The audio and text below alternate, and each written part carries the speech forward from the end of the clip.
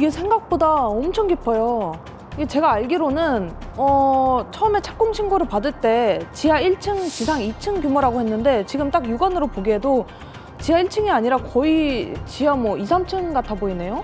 그래서 이게 아마도 위반 건축물이 된 게 아닌가 그런 생각이 들기도 합니다. 여기에 보면 건물 입구 들어오자마자 되게 크게 무슨 포스터처럼 판결문을 붙여놨던 것 같아요. 근데 지금은 이게 떼어져가지고 내용은 잘 안 보이는데 보면 판결, 뭐 주문 이렇게 돼 있고 아래 안내문을 보면 서울고등법원으로부터 철거 판결을 받은 미중국 불법 건축물입니다. 이렇게 나와 있어가지고 위에 판결문 내용도 같은 내용인 것 같고요. 그만큼 이 토지 소유주랑 건물 소유주가 마찰이 있었던 게 아닌가 하는 생각이 듭니다. 경기 성남시 분당의 한 폐건물이 경매로 나왔습니다. 무려 17년간 공사가 중단된 채 방치된 모습인데요. 건물 골조만 간신히 유지하고 있습니다. 수도권 목 좋은 곳에 지어질 예정이었던 단독주택이 도대체 왜 경매로 나온 것일까요? 그리고 장기간 방치된 이유는 무엇일까요? 부동산 360이 직접 현장을 찾아가 봤습니다. 오늘 소개할 물건은 경부고속도로 판교 IC 인근 분당 국내동에 위치해 있습니다. 이 지역은 동판교와 서판교를 가로지르는 지역인데요. 자동차로 판교까지는 8분, 정자역까지는 9분 거리입니다. 걸어서 가기에는 다소 먼 거리인 것 같고요. 인근에 성남 외국어 고등학교가 있습니다. 저는 지금 분당 국내동 경매물건 앞에 나와 있습니다. 골조공사와 일부 외벽 석재공사, 그리고 배관공사 등이 되어 있지만 공사가 장기간 중단된 채 인적이 끊긴 모습인데요. 사실상 방치된 폐가나 다름없는 것 같습니다. 그럼 지금부터 건물 내부를 찬찬히 둘러보도록 하겠습니다. 그래도 안내문을 곳곳에 붙여놨어요. 이거는 무조건 철거할 것이다 라는 토지 소유주의 의지가 보이는 것 같고, 보면 이제 작업자들이 작업하다가 두고 간 뭐 청소기부터 신발, 책상 별게 다 있고요.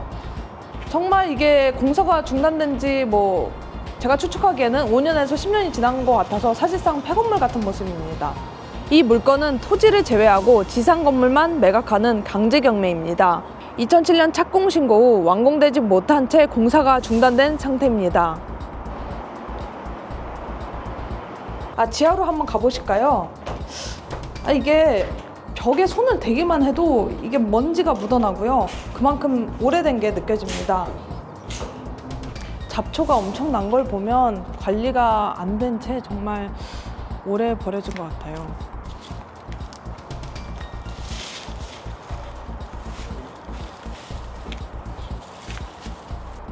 아까 위에서 봤던 이 건물의 지하인 것 같은데 엄청 깊고 넓고요.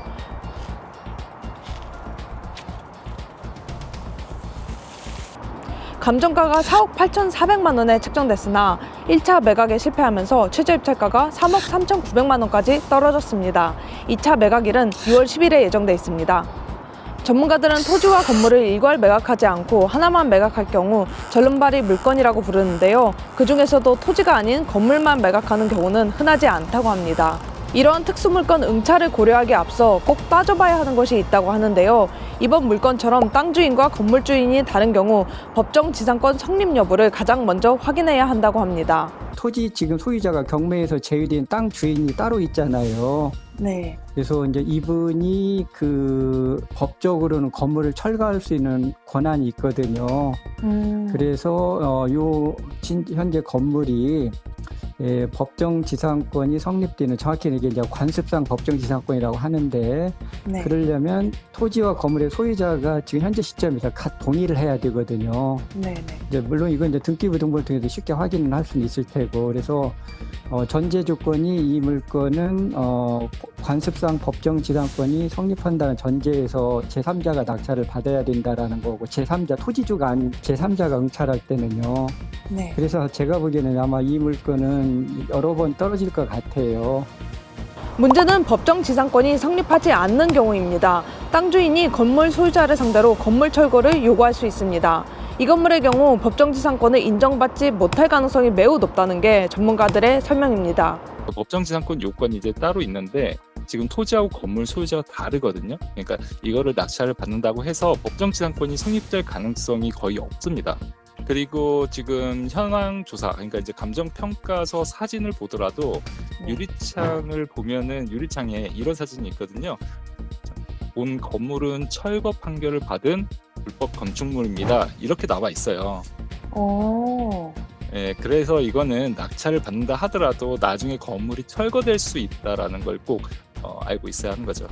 전문가들의 설명처럼 이 건물은 서울고등법원으로부터 철거 판결을 받은 불법 건축물로 보입니다. 경매 물건을 물색할 때 가장 주의해야 하는 사례 중 하나로 보이는데요. 물건을 낙찰받더라도 건물이 철거돼 한 푼도 건지지 못하는 최악의 상황이 발생할 수도 있습니다. 그렇다면 이런 물건은 도대체 누가 낙찰받는 것일까요? 이게 특이한 게 지상 2층까지 건축 허가를 받았다고 제가 말씀을 드렸잖아요. 근데 위에 톡 튀어나온 무슨 전망대라고 말하긴 뭐하고 그런 부분이 있는데 그걸로 치면 사실상 3층 같아 보이거든요. 와, 다리가 막 떨려요. 별거 아닌데 여기가 3층은 안 되지만 3층 사실상 3층 같은 역할을 하는 옥상인 것 같기도 하고 짓담한 건물의 부분인 것 같고요. 여기서 더 올라가는 부분이 있어요.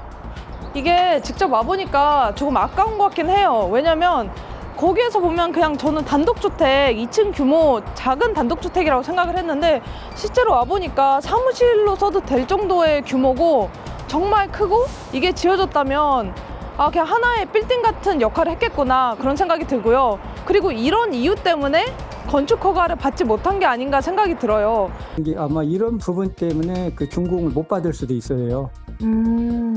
그런 아마 이 처음에 건축 신고 당시와 달리 아마 불법적으로 저 분당구의 동의 승인 없이 아마 추가로 진행된 부분들이 있는 것 같아요.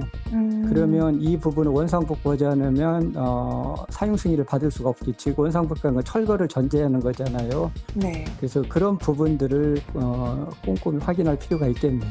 제가 봤을 때는 이거는 5번 이상 유찰될 가능성이 굉장히 그래요? 큽니다. 네. 아 그렇구나. 그리고 이게 만약에 이제 계속 유찰되다 보면은 네. 아마 토지 소유자가 다시 낙찰을 받아갈 가능성이 큽니다.